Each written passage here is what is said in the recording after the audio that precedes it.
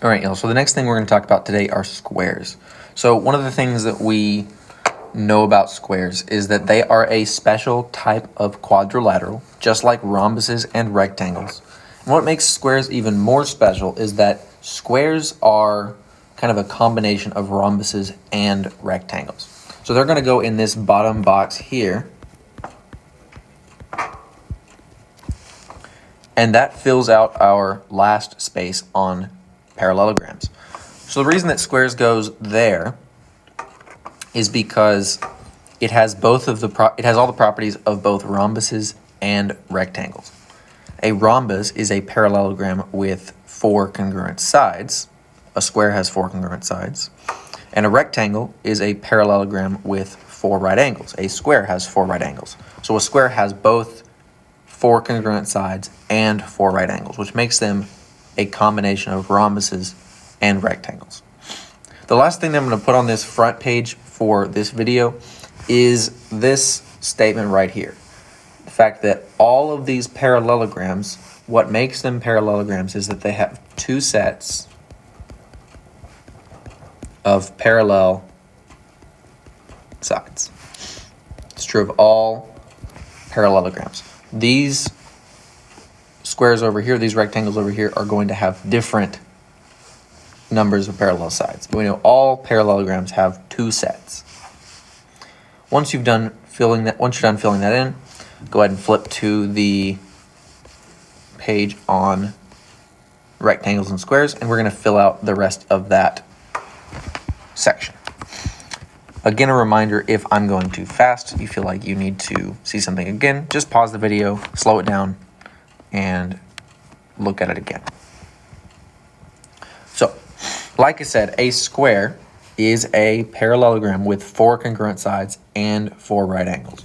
So as we fill in this section, and I draw on the diagram, I'm going to be talking about, well, where do we get all of these properties from? Because most of the properties of squares are borrowed from other shapes.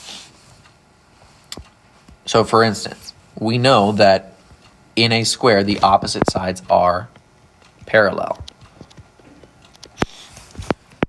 And we get that from the fact that squares are a type of parallelogram. And that's true of all parallelograms, that the opposite sides are parallel.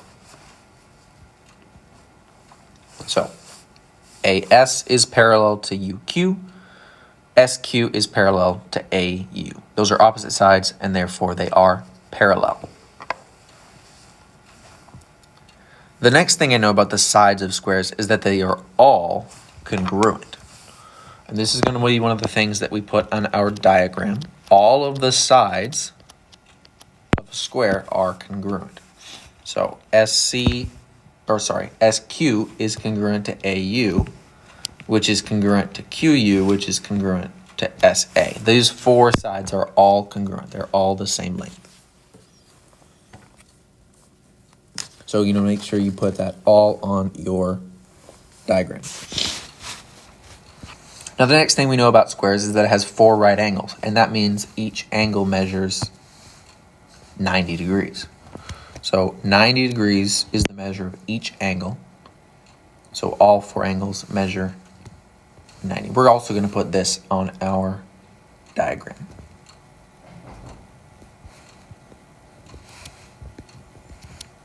It's kind of what defines a square. Now those 4 right angles come from the fact that a square is a type of rectangle. The fact that all 4 sides were congruent came from the fact that a square is a type of rhombus, because rhombuses have all 4 sides congruent.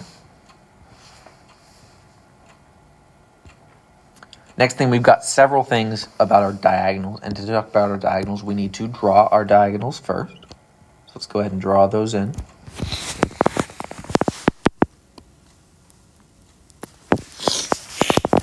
And if you would go ahead and put a point in the middle.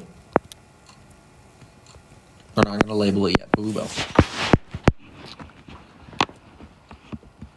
And the first thing that we know about the diagonals of a square is that the diagonals are congruent. So segment SU is congruent to segment AQ. Now, this is one of the properties we get from rectangles. Rectangles also have congruent diagonals. So we got that from rectangles right here. And also from rectangles and also rhombuses and from parallelograms in general, we know that the diagonals bisect each other. They cut each other in half. So that means that all of these parts of the diagonals are cutting each other in half. So that means if there's a point M, because those diagonals cut each other in half, that's the midpoint. There's a midpoint M. That means that SM is the same as MU. And we know AM is the same as MQ.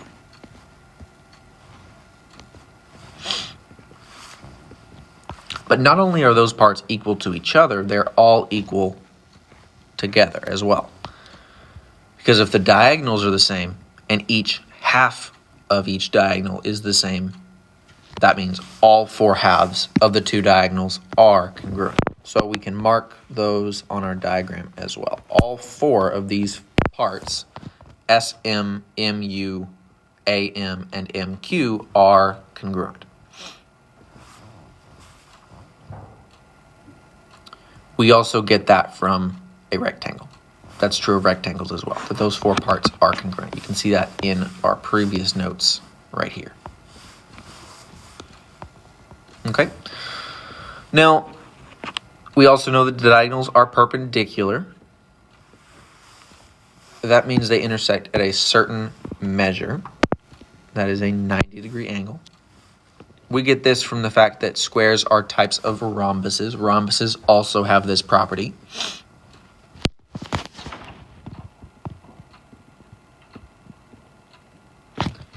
And we know that the diagonals bisect the vertices. So if each vertex, each corner is 90 degrees, that means we are going to cut each of those in half.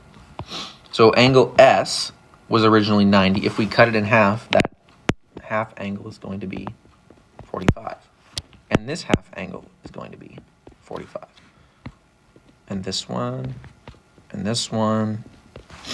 All of these angles here are 45. Now, I'm not going to take time to write all of the names of those angles, so we're just going to cross this part out here. But we know that all of these half angles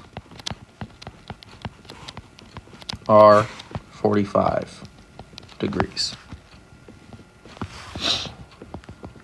And that's what we know about squares. You're going to be setting up equations with these. Sometimes the nice thing about the square is that you can set up equations with any 2 sides. They don't have to be across from each other. The other nice thing is we always know the angles in the square. They're always 90, and then the bisection is 45. That's nice to know. And that's all there is about squares. Next thing we're going to talk about, kites. We're going to skip over trapezoids for now and talk about kites in the next video. But for now, make sure you have all these notes over squares. If you need to, go back and copy some of this down and work on your IXL.